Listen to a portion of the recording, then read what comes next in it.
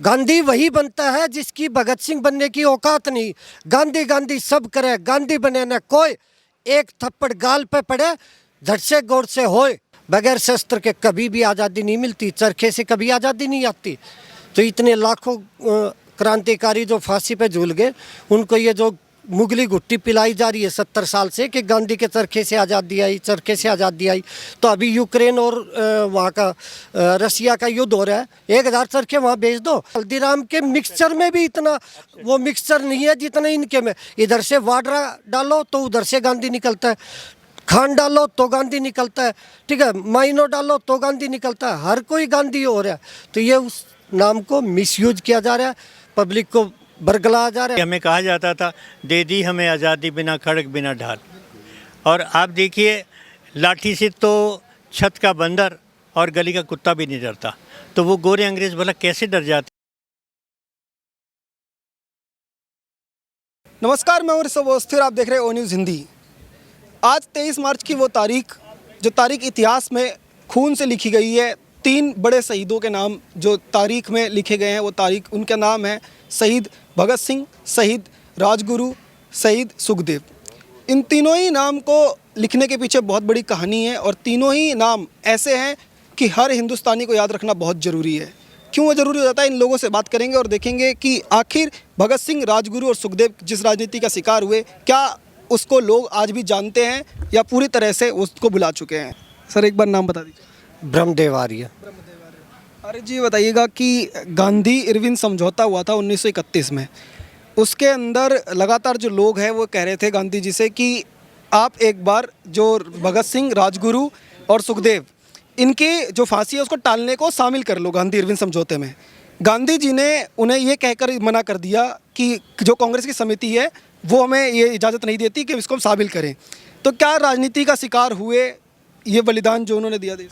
बिल्कुल हुए, क्योंकि अगर गांधी उनका सपोर्ट करता और अगर वो चाहते, वो दूसरा पहलू है कि अंग्रेज उनकी सुनते या न सुनते, उनकी चलती न चलती। लेकिन यहाँ पर भी गांधी का दोगलापन हमें नज़र आता है। उन्होंने अच्छे काम किए कुछ, लेकिन उन्होंने उसका सपोर्ट इसलिए नहीं किया कि अगर आज सुखदेव, राजगुरु, भगत सिंह आदि का इतना ऊंचा कद था, अगर आज वो होते और उनको पता था कि अगर ये होंगे तो गांधी का उसमें कहीं भी मान सम्मान उनके आगे कहीं नहीं टिक पाते थे, इसलिए नहीं किया। गांधी का डबल स्टैंडर्ड आप कहेंगे कैसे करें, मैं उसको उदाहरण देता हूँ। स्वामी श्रद्धानंद को, आर्य समाज के जो प्रचारक थे, स्वामी दयानंद के बाद में उनकी हत्या की थी अब्दुल हमीद ने। उनके अगेंस्ट उन्होंने अगले दिन बाकायदा लेख लिखा है कि मैं इसकी पैरवी करता हूँ, इसको अपना भाई मानता हूँ और कोई भी इसके प्रति बुरी भावना न रखे, ये निबोध है। और बाद में भी जब उनको फांसी दी गई, उसके बाद में अंग्रेजों, क्योंकि आर्य समाज का बहुत अच्छा दबाव था और बहुत ज़्यादा आक्रोश हुआ, तो उसको जब फांसी दी गई तो गांधी ने खुद ने बोला था कि मैं चाहता हूँ कि अब्दुल हमीद का केस लड़ूँ। तो ऐसा क्या कारण रहा है, क्या कारण था कि शहीद सुखदेव, भगत सिंह और राजगुरु का केस नहीं लड़ा गांधी ने और अब्दुल हमीद का केस लड़ने के लिए उन्होंने बोला? तो ये उनका डबल स्टैंडर्ड था। क्योंकि जो क्रांतिकारी आज, चाहे आप आज़ाद हो, ठीक है, सुभाष चंद्र बोस हो, सुखदेव हो, भगत सिंह हो, राजगुरु हो, अगर वो होते तो आज गांधी और इनका नाम कहीं नहीं होता। क्योंकि ये सत्ता, सिर्फ सत्ता के लोभ में, लालच में, इन्होंने जो शहीदों का सही मायने में जो उनको आदर, सम्मान और जो स्थान मिलना चाहिए था, उसको बिल्कुल भुला दिया गया। क्योंकि अगर वो पब्लिक के सामने आम आता तो इनकी राजनीति और इनका जो आज कद है ये नहीं होता। 23 मार्च को 1931 को फांसी दी गई रात को, रात के वक्त में तीनों ही लोगों को। 26 मार्च को गांधी जी ने एक भाषण दिया और उस भाषण में कहा कि जो युवा है उसको भगत सिंह, राजगुरु, सुखदेव की जो विचारधारा है, उनका जो तरीका है, उस पर चलने की ज़रूरत नहीं है, उसका पालन करने की ज़रूरत नहीं है। युवाओं, आज का युवा भगत सिंह को अपना आइडल मानता है, उसका फॉलो करता है, लेकिन उस समय के युवाओं को ऐसा क्यों संदेश दिया गया? मैं आपको एक बात कहना चाहता हूँ, गांधी वही बनता है जिसकी भगत सिंह बनने की औकात नहीं। गांधी वही बनता है जिसकी भगत सिंह बनने की औकात नहीं। गांधी गांधी सब करे, गांधी बने न कोई, एक थप्पड़ गाल पे पड़े, झट से गौर से होए। तो अब जो गांधीवादी जो है हिंसा की जो ये बातें करते हैं, हिंसावादी, बगैर हिंसा के कभी भी हमारे देवता महापुरुष जितने भी जो भी पुराने हैं, आप किसी को भी उठा लो, परशुराम जी हैं, उन्होंने भी शास्त्र को छोड़कर अगर ज़रूरत पड़ी तो फरसा अपना शस्त्र उठाया, क्योंकि बगैर क्रांति के, बगैर ज्वाला के, जोश के, ठीक है, बगैर शस्त्र के कभी भी आज़ादी नहीं मिलती, चरखे से कभी आज़ादी नहीं आती। तो इतने लाखों क्रांतिकारी जो फांसी पे झूल गए, उनको ये जो मुगली घुट्टी पिलाई जा रही है 70 साल से कि गांधी के चरखे से आज़ादी आई, चरखे से आज़ादी आई, तो अभी यूक्रेन और वहाँ का रसिया का युद्ध हो रहा है, आप चरखे भेज दो, आप 1000 रुपये, 1000 चरखे वहाँ भेज दो। राहुल गांधी अगर आज के दिन तो वही है ना, इधर से ये खानदान पता नहीं क्या माइंडसेट, और कितनी आप इसमें ये देखो ना, हल्दीराम के मिक्सचर में भी इतना वो मिक्सचर नहीं है जितना इनके में। इधर से वाड्रा डालो तो उधर से गांधी निकलता है, खान डालो तो गांधी निकलता है, ठीक है, माइनो डालो तो गांधी निकलता है, हर कोई गांधी हो रहा है। तो ये उस नाम को मिसयूज किया जा रहा है, पब्लिक को बरगलाया जा रहा है। लेकिन जब से राष्ट्रवादी अगर सरकार आई है, काफ़ी बदलाव हो रहा है, और हम अपेक्षा करते हैं इस सरकार से कि आने वाले समय में भगत सिंह, सुखदेव, राजगुरु, तमाम, चाहे वो आज़ाद हों, चाहे सुभाष चंद्र बोस जी हों, उन शहीदों को उनको उचित दर्जा दिया जाए। और पब्लिक में उनके प्रति काफ़ी आक्रोश है, जैसे जैसे बढ़ रहा है उसके अगेंस्ट काफ़ी हो रहा है। आर्य जी बताइएगा, नेताजी सुभाष चंद्र बोस ने अपनी जीवनी लिखी, और जीवनी में उन्होंने बताया कि मैं खुद जाकर के लाल किले पे राजधानी में जाकर के महात्मा गांधी से मिला और उनको कहा कि आप इस समझौते को, जो पैक्ट हुआ था 1931 में, इसको तोड़ दीजिए ताकि भगत सिंह, राजगुरु, सुखदेव बच जाएं। लेकिन उन्होंने ये मना कर दिया पैक्ट तोड़ने से, और उन्होंने कहा कि क्रांतिकारियों के साथ हम अपना नाम नहीं जोड़ेंगे। तो अगर गांधी जी क्रांतिकारियों के साथ अपना नाम क्यों नहीं जोड़ना चाहते थे, ऐसा क्या था?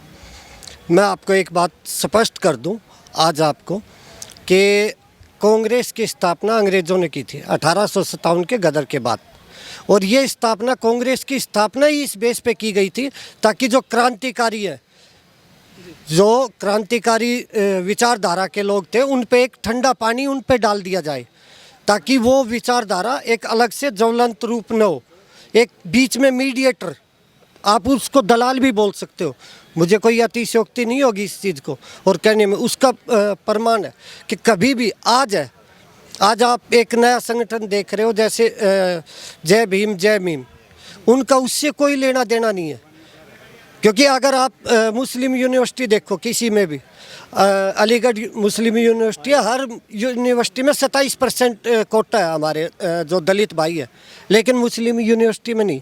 तो जो जय भीम, जय मीम का नारा देते हैं, क्या उनसे पूछो कि मुस्लिम यूनिवर्सिटी में एक बार आप आरक्षण, तो उसमें अपना 27% लेके दिखाओ, आपका जय भीम, जय मीम का 1 मिनट में पता चल जाएगा। तो ये पहले से चलता आ रहा है, और कांग्रेस का सिर्फ स्थापना सिर्फ इसी उद्देश्य से की गई थी कि इनको क्रांतिकारियों को आगे नहीं बढ़ने दिया जाए, उनकी एक बिल्कुल जो 1857 जैसा गदर दोबारा ना हो पाए।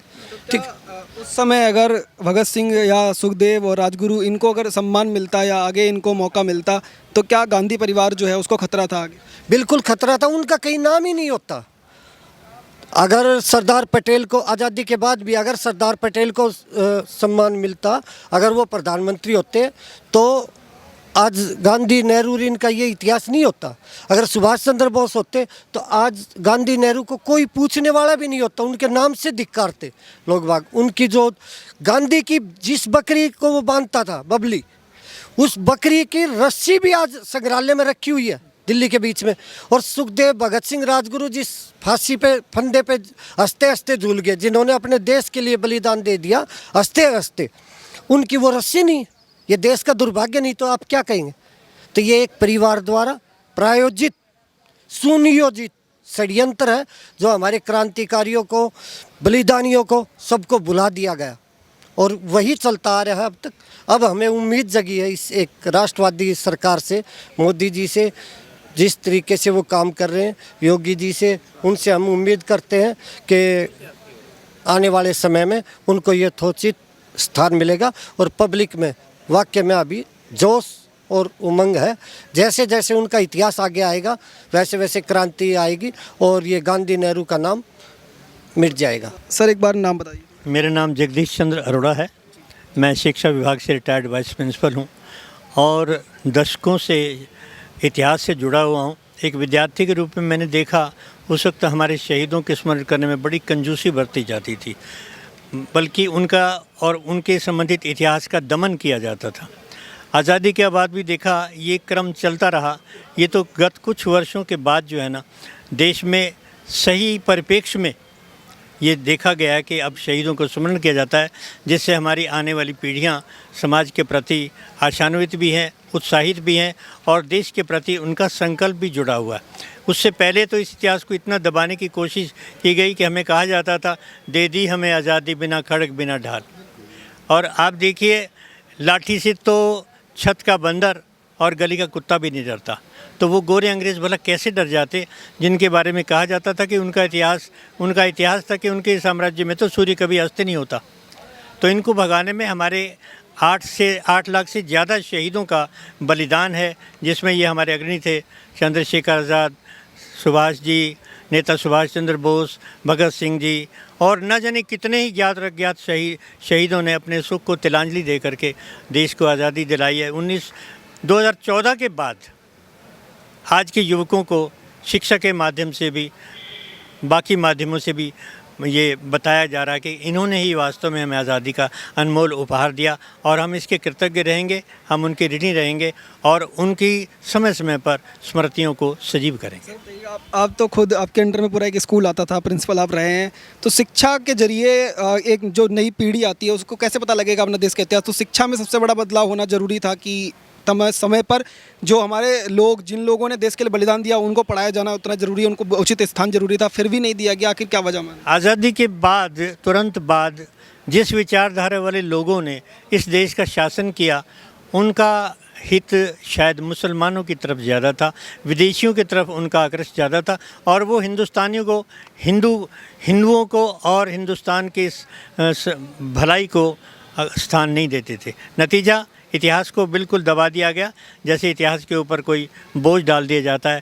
जब वास्तविकताएं परिचित ही नहीं होंगे, लोग जब वास्तविकताओं से परिचित नहीं होंगे, उन्हें जो साहित्य पढ़ाया जाएगा उसी साहित्य से हमने देखा, अपनी स्टडीज़ की। लेकिन ज्यों-ज्यों जागृति हुई, ज्यों-ज्यों विकास हुआ शिक्षा का भी, देश का भी, तब लोगों को पता लगना, अरे वास्तविकता तो कुछ और थी, हमारे इतिहास को कलुषित किया गया, दबाया गया। जैसे महाराणा प्रताप, जिन्होंने देश की आज़ादी के लिए आज उस रोटियां खाई, घास की रोटियां खाई, उनके नाम को तो प्रचारित नहीं किया गया। अकबर द ग्रेट को प्रचारित किया गया, जो कि दूसरा मुग़ल शासक था।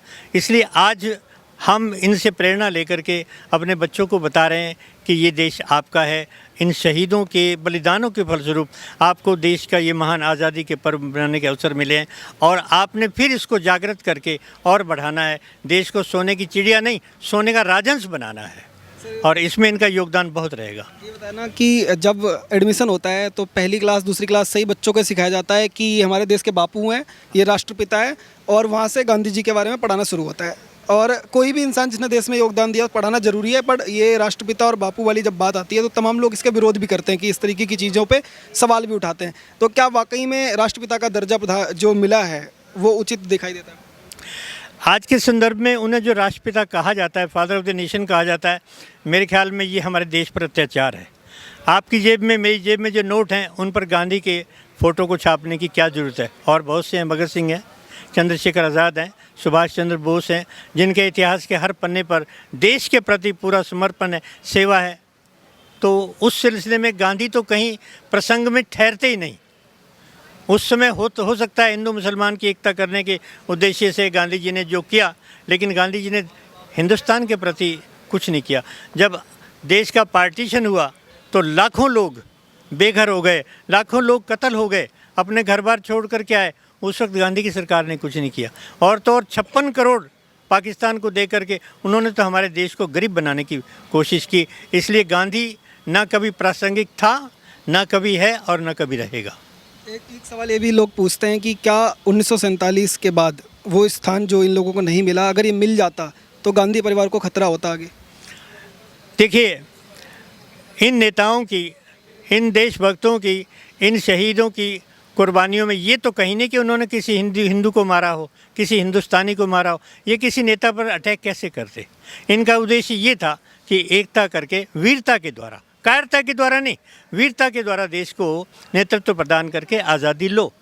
तो ऐसे वीर जो है ना, वो बिना किसी सेल्फ डिफेंस के चक्कर के किसी पर हमला नहीं करते। इनका खतरा इनके मन की कमजोरी थी, कायरता थी, दुर्बलता थी।